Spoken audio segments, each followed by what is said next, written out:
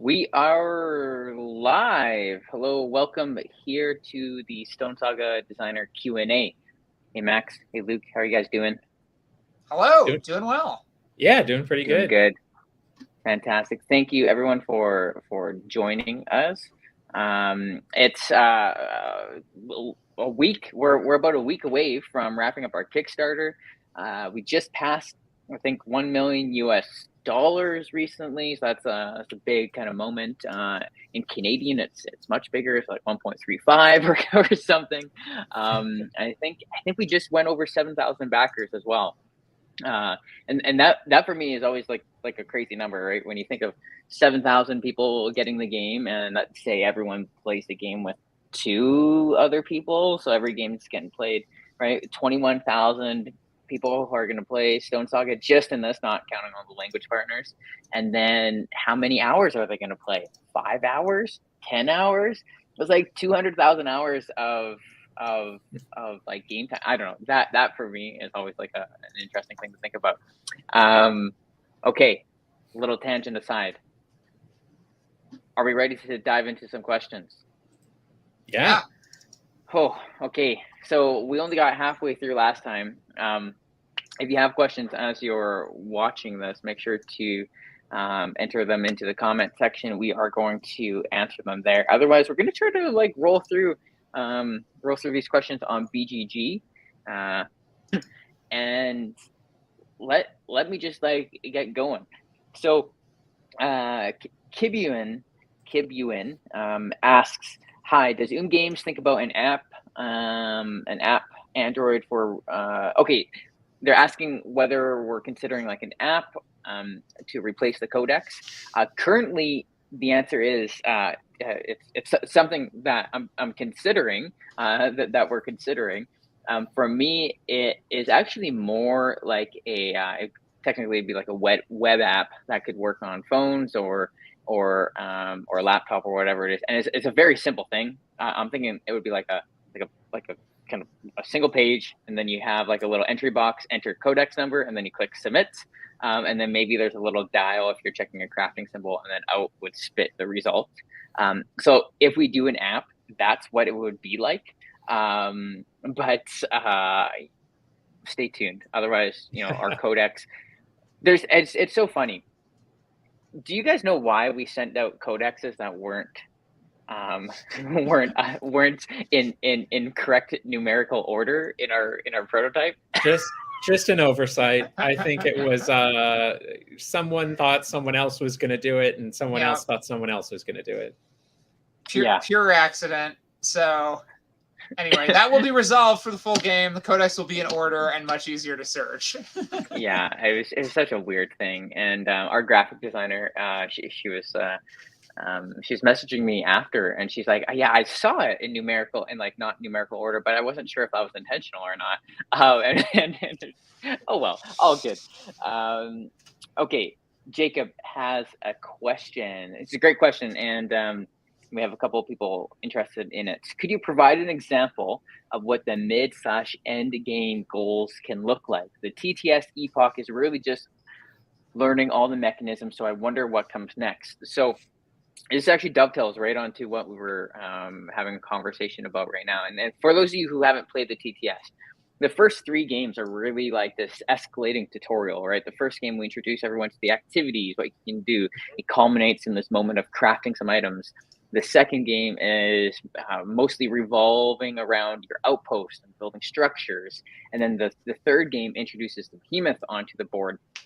So we've kind of introduced people to not all of the elements of Stonesaga, but some of the core elements. And there's a little bit of narrative that happens through each. But kind of from there, we get this kind of a bunch of different epochs and different goals and challenges. And so I'm going to hand this off to Max to answer this. Well, I can give you one freebie. We actually tested a new scenario or a new challenge that is going to be in the full game for the first time the other day at the Source. When we were running some demos. The Source is a game store. Yes, the Source is a game store in Minnesota. Yes, yes. And so we tried one where the group had to gather warm clothes and fire and resources to make a big journey across a glacier together. And we used some homemade glacier overlays I'd put together that weren't in the beta, and we tried that out, and it worked pretty well. So there's lots of things, but basically they'll sort of fall into two general categories. Sometimes there'll be like big problems your society has to deal with, these crises, but then other times there'll be these opportunities for development.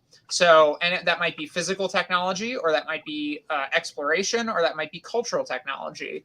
And so it might be like, oh, you have the opportunity to, you've survived this harsh winter. Now you have the opportunity to create a festival tradition.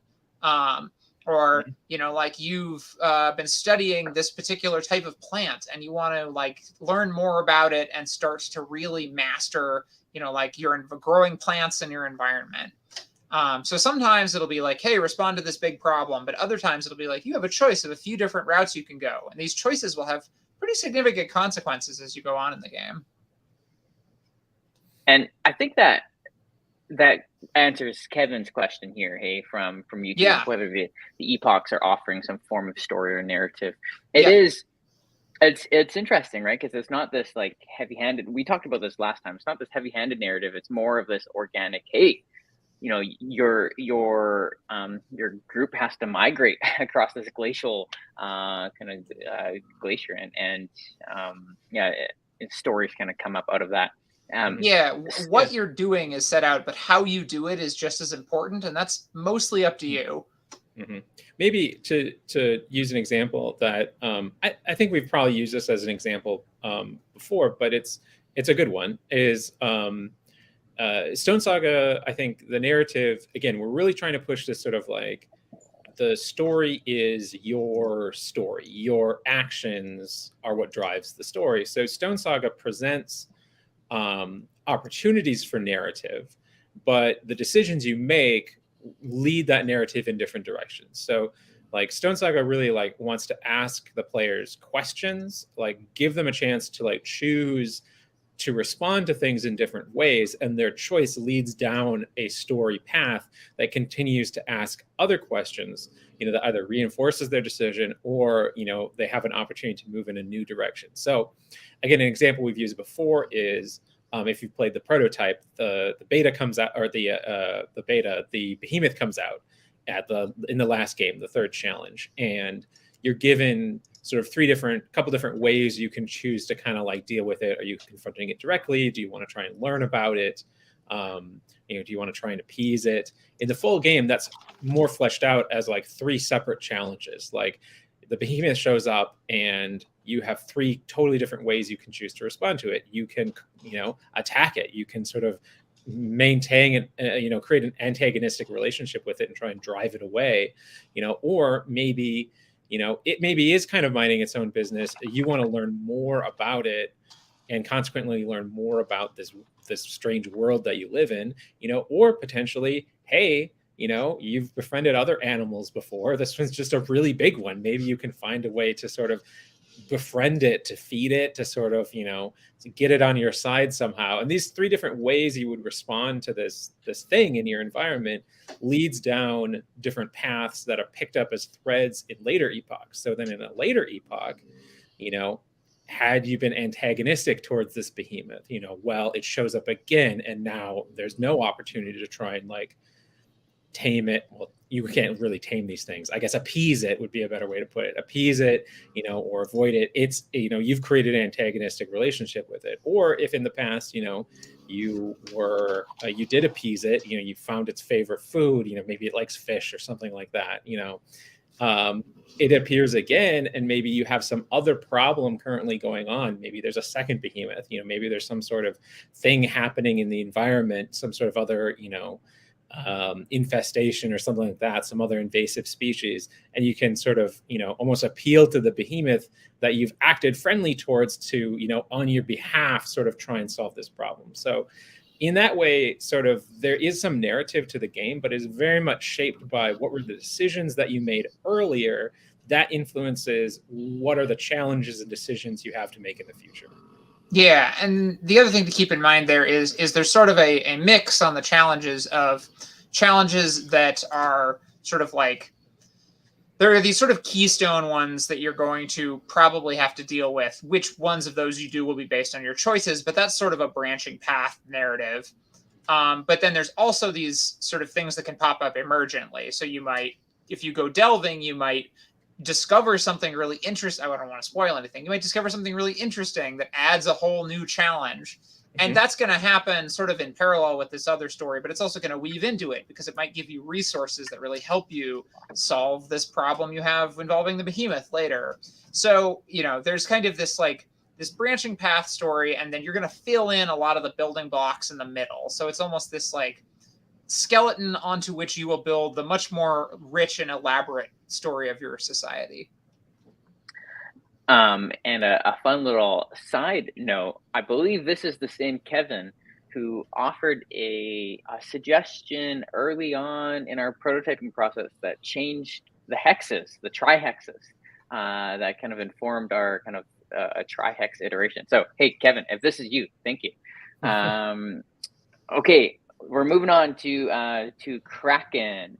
And I think I know the answer to this question. Can you take a look at developing a mode that would allow this game to be played as a single shot scenario? So I'm going to answer what I think is the answer, and then you guys can jump in and correct me. But I believe the answer is you can actually play any challenge as a one-off scenario. So if you're playing the campaign and you have an open spot, you know, like a mantle that's not being used, they can create a character, jump in for that challenge, and then leave at the end of the challenge. I think that answers it.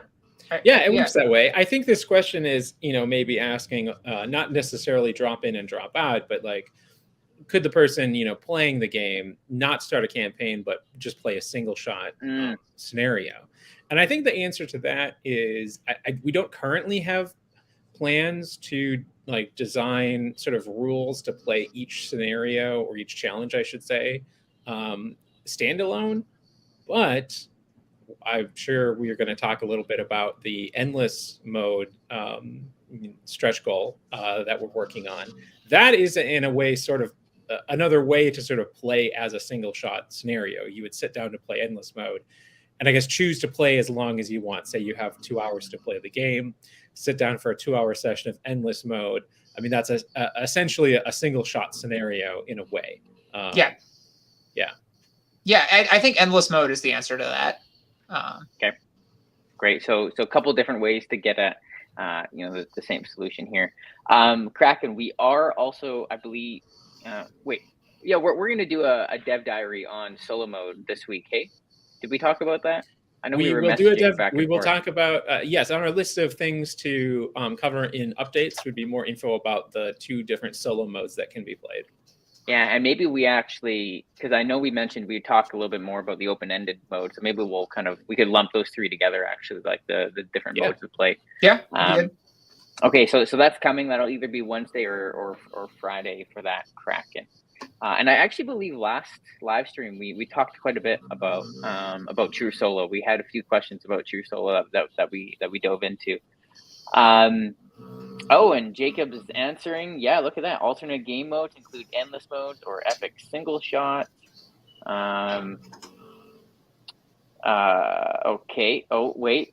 So these are just people are having just a conversation. I love it. Okay, here we go. Johannes asked the question: what is the central and most prominent gameplay mechanic / decision space and puzzle, and how will it be kept fresh throughout a whole campaign? Okay, that's the first question. Boy, that's a good question. What to name your cave person? And no, Max, if you have an answer off the top of your head, go for it. But no, I read these earlier, and I do have an answer to this. Go for it.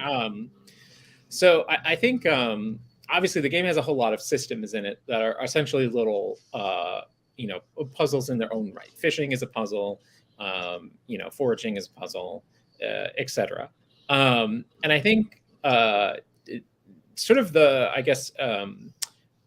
kind of an evolution of gameplay in Stonesaga is not just mastering those systems. I think you start by doing that. You start by figuring out, like, oh, okay, like how does fishing work? What is the best way to hedge my bets here to optimize getting the most out of this? And I think foraging too is a bit of, discovering like, how does this system work? And like, oh, what are the good resources I want? Like how rare are certain resources? And like, figuring out that you can get those bonus objects and, maximize extra resources that you get from it. So I think, in the first couple of games, you're sort of mastering all these little systems. But then as the game goes on, what you'll sort of start to then optimize is sort of the meta system going on above that, which is optimizing your energy expenditures and gains in general, right? So once I figured out like, oh, if I go, foraging, my harvest cap for things without any modifiers is 3. It's 2 energy to go foraging. If I get 3 food out of foraging, I'm at a net gain, right? So the sort of metagame after, figuring out each individual system is sort of the energy optimization mechanics of the game, because you want to sort of get ahead on actions and energy while doing your basic sort of food and water gathering, so that you have the surplus energy in order to concentrate on goals, because goals will get more and more complex, and you'll have extra epoch goals, side missions that you want to do. So you start to sort of play this meta game where you've already mastered like how to roll dice and go fishing. So now you're trying to optimize your gameplay in general to get as many of these, extra goals unlocked, or go looking for secrets, try and investigate things, go as deep as delving as you possibly can to sort of find some secret cards that are hard to find while delving that lead to whole side missions. That's a thing. So I think that's what will keep the game interesting, is that beyond just the individual activities, there's sort of this whole metagame puzzle of optimizing your gameplay. Yeah, I think that's a really good answer. I was gonna say, jokes about cave person names aside, I think the puzzle to me, which is not really a gameplay mechanics puzzle, but is the thing that entices me, is always the like, what is this game going to reveal to me about this society over the course of a game? What am I going to learn about these people? What's going to sort of come forth? But I'm glad you were prepared here with the the board game answer, Luke. The metagame question. The metagame question, yes. Kind of a fun little aside here. A shout out from Kevin to Max that he loved your work on X-Wing. Played it for many years from the 1.0 era up. So hey. Look at that, Max. Well, hopefully nothing I did in the 1.0 era ruined the game for you, and if it did, I'm sorry. Max, what was your worst card? Frank made my worst. Right? I don't think Frank still defends harpoon missiles, and I kind of agree with him. I think they're hilarious. I don't really have a problem with harpoon missiles. I don't know. My worst card, that's really hard to say. My most hated card was Kylo Ren's I'll show you the dark side by a lot. It's not even that bad. It looks bad though. It does look really mean. Anyways, so that aside. Okay, I'm gonna. I can answer that next one quick. So currently, yes. However, what we're planning on is, I assume by events he means the discovery cards you draw when you move, or he may also mean the night cards you draw. So the current plan is that they are the same, although some like only trigger if you're at particular types of terrain. Our plan is that as you discover more regions, you will add more pods or groups of discovery cards and night cards to your deck. So your deck of things that can happen while you're traveling or at night grows as you sort of spread out in the valley. And those cards you add aren't like exclusive to that terrain type, but like are keyed more off of that terrain. Like for example, in the beta, we have the Verdant Vale and the Skyreach Plateau. In the final game, there might be something like, oh, when you start in the Verdant Vale, when you discover the Skyreach Plateau, add these extra discovery cards in, and most of them key off of like mountains and chasms. And there are mountains and chasms in the Verdant Vale, so those can still potentially trigger. But there's so many more of those in Skyreach Plateau. It's much more frequent that you would draw that card and be able to resolve it. Yeah, one of the biggest areas of development that we identified pretty early on with the prototype that we just haven't changed because it's a decent amount of work on our end is like a rebalancing of like the general economy of actions you can take on an individual hex, right? If that's what this is referring to. Also, kind of going into the next question, like the amount of resources and the types of resources on the different forge cards. There's just like all these things. So it was pretty early on in the prototype. It was like, oh hey, yeah, we're gonna have to change change some of these things to increase the experience. And I'm gonna jump back to. I'm gonna do this question, but before I do that, just because I was mentioning this, Arius or Arius, sorry if I mispronounced your name.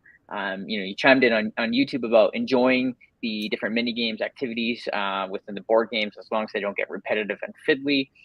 You've mentioned that they've all been very fun so far.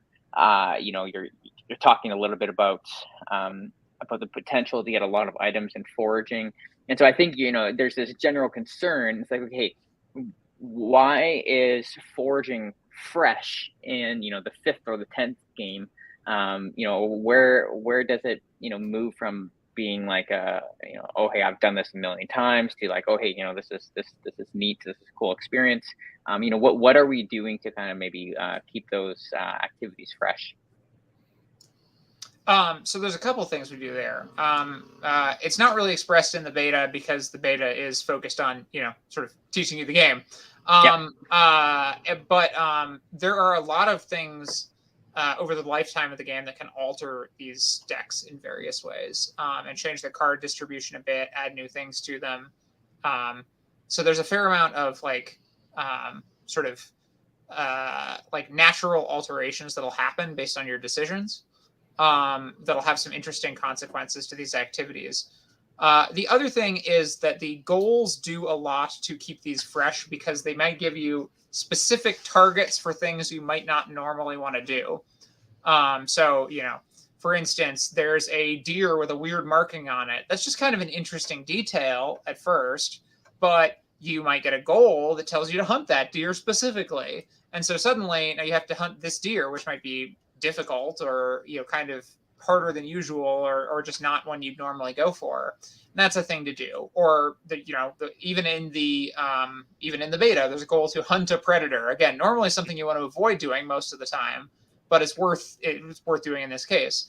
And so there's a lot of things like that where we try to really give these older components new life through goals. So maybe you fished a whole bunch of times, but then you get an epoch goal to catch a really big fish, and now you have to do something in the fishing game you've never had to do before, that's specific to that goal. And so those are the sort of the basic ways we try to keep those fresh. Mm-hmm. Yeah, and I guess to also answer part of his question more directly, there's currently 70 something different items that can be crafted, and we're planning on expanding a bit as well. And there's a lot of things you wouldn't expect to be able to craft as well out of those sort of basic components. And alternatively, there are some rarer materials you find. For example, you can only get the shell and the tooth reliably, at least, from hunting the predator, which is not something you normally want to do. But if you have those materials, those unlocks, other combinations you can try to craft. You may use a stick, something you've had easy access to before, with, if you sharpen the shell itself, maybe that can create a better spear. So there are still going to be, even with those basic materials in the game that you're going to find yourself getting a lot of, like the different stones, wood, you're still going to have, there's still a lot of, like, I guess, for lack of a better term, sort of secret items to discover that can be made with a lot of these basic resources that, a lot of it was as intuitive as we can, make it, sort of like, putting a stick and a hard stone together, you're going to get a club, or a mallet, but, there's some other, sort of maybe Stone Age technology that, is real, but, maybe you don't really know existed until you try combining two particular things. Just fiber and wood might make something that, like, you didn't even know was possible. So I know what you're talking about, Luke. Yeah. So hopefully, there's a lot to discover there. So as you progress through the game, you have extras of these materials. You can keep trying different combinations, different orientations to get things that you maybe wouldn't expect. Brendan, I think you're muted. Ooh, there it is, muted. So question here, do the plastic hex holders are terrain trays, I believe is what we're calling them. They've had different names in the past. Tri-hexes was one of them. Do they actually have real gameplay use? The answer is yes. And I should have, and I wanted to do a scene at the end of our video that showed everything kind of going into the box at the end of it, and it would have answered all these questions. But the answer is you take those trays and you literally pick them up with all the hexes, and then also because we have overlays, right? So it's like a dual layer. It's kind of like a dual layer tray where you can put a second layer of punch board overlay, and then you put it into the box and it all saves, right? So then when you open up a new game, you just take out your terrain trays and put them back together, and you're ready to play. So go ahead. Oh no, go for it. I was just gonna say, and thanks to Kevin, we actually ended up with a design that was much less plastic intensive than the original one. Yeah, and honestly, I think for me, I'm always a fan of not having a like fiddly setup or tear down, and so there's a reason why we do include plastic. And it's not just like willy-nilly plastic, but it's like, okay, hey, our plastic tray for all the tokens.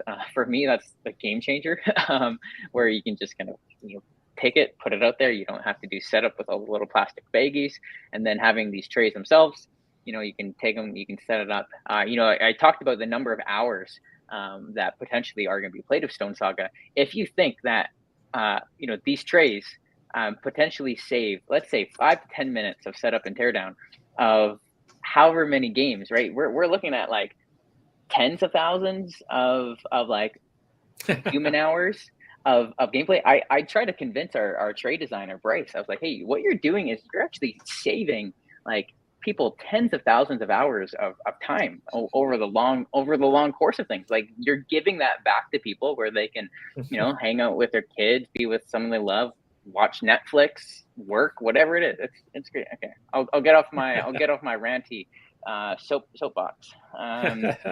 Moving on.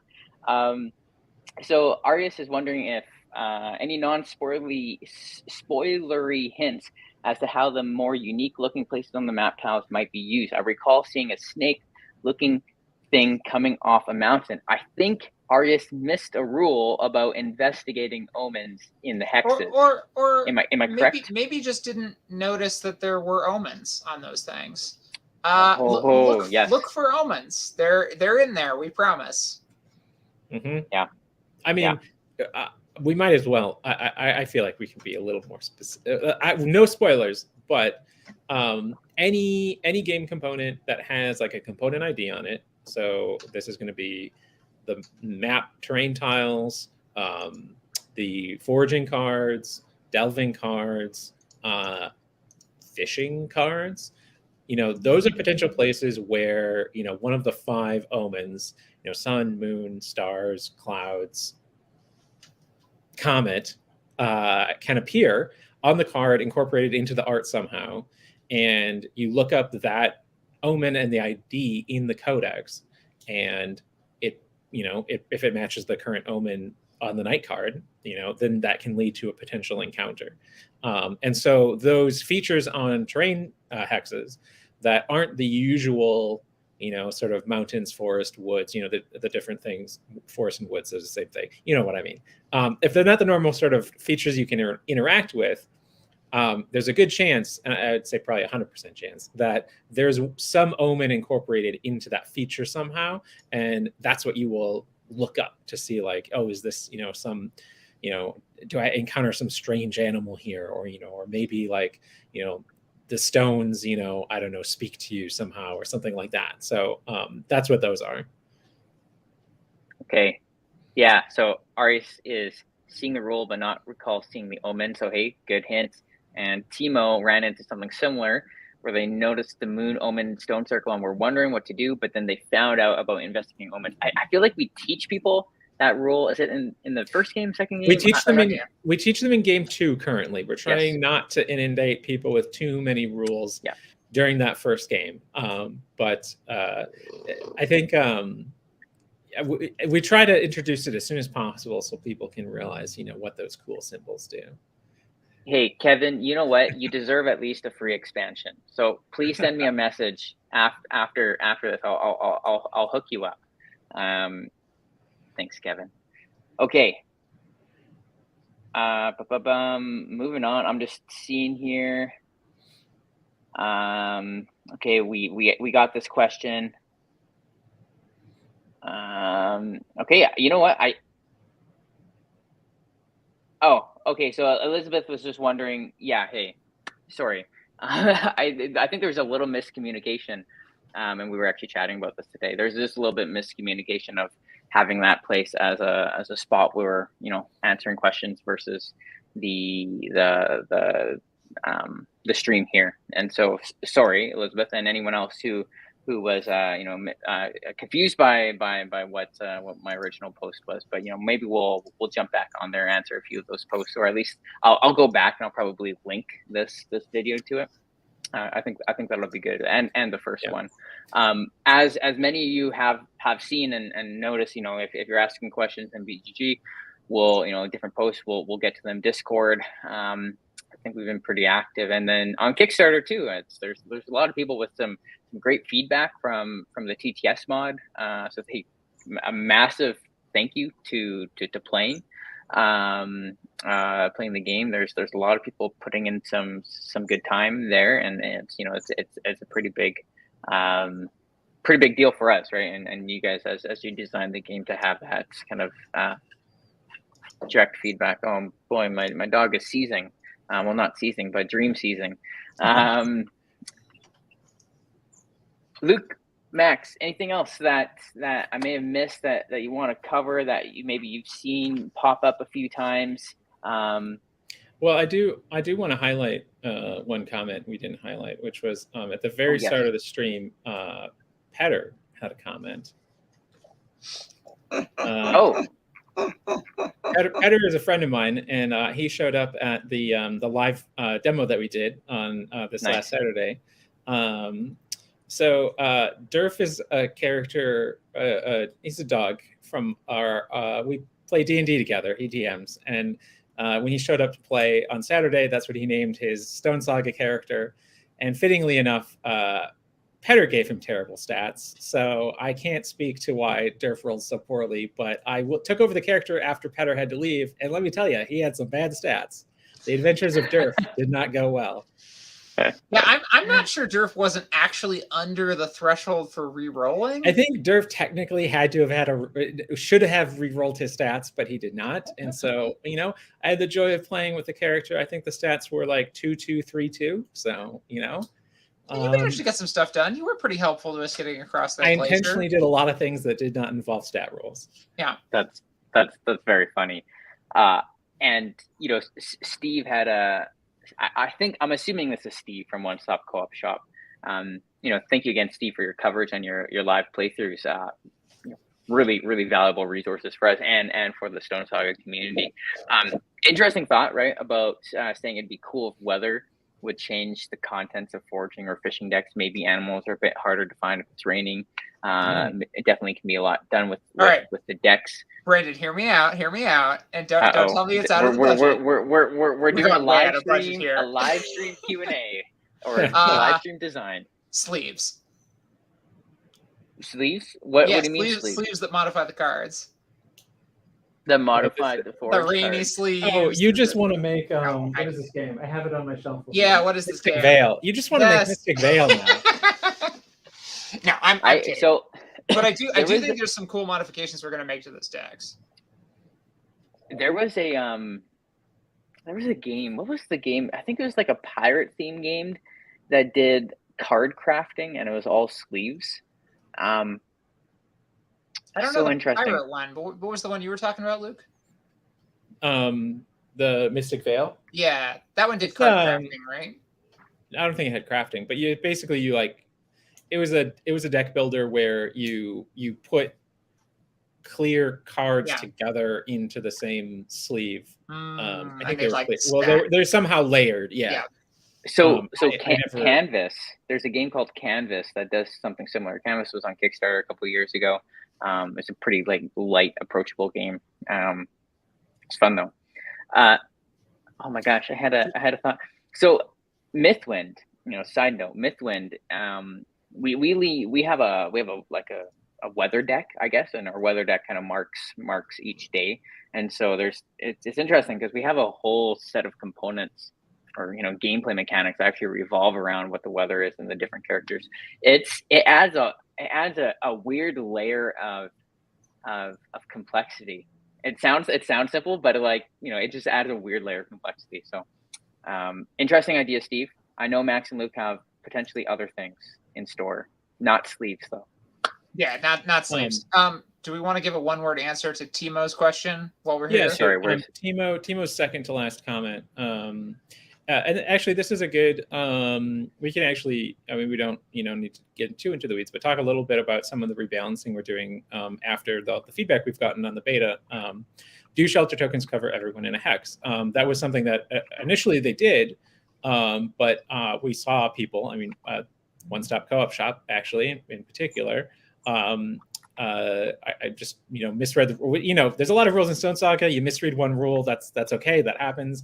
And they were playing that only one character got it, and that actually created some interesting decisions they had to make about who would stay in that hex and have that shelter, versus a problem we were running into and feedback we were getting is that it's the game pretty heavily incentivizes, incidentally, players sticking together in one hex because they can share resources with each other. That hex has shelter, they all have shelter. That hex has fire, they all have shelter. So one of the rebalancing things we're doing is creating less of those unintentional incentives for players to all clump together. I think, to a certain extent, there should be some benefits because it's safety in numbers, but we also want to encourage players to go out and explore different hexes and do their own thing. So one of the things we're looking at for rebalancing is making shelter tokens limited to a number of players, and we're going to be testing, whether you clear out a cave and it gives, one shelter to someone, or if it gives two. It was already something we were starting to play with the some of the structures that you build for your outpost. For example, just the super simple, basic survivor island type, thatched shelter, that was only going to provide it to two people. So if you had more than that, you had to look to build something like, the much more involved and costly longhouse, which provides, shelter to everyone there and fire to everyone there. But it creates some interesting, decisions players have to make about the value of heavily investing here or spreading out more. And I think that's something we want to try carrying over to just the regular shelter in the game from like the caves. If it provides shelter to only two people and you're playing with three, that third person doesn't really get any benefit from hanging out in that same hex. Well, less benefit. And so maybe they should go out, find a different cave somewhere else, or go build another outpost. So to answer your question, currently, if you're playing the prototype right now, yes, they give shelter to everyone, but that's something we're actively looking at rebalancing. All right.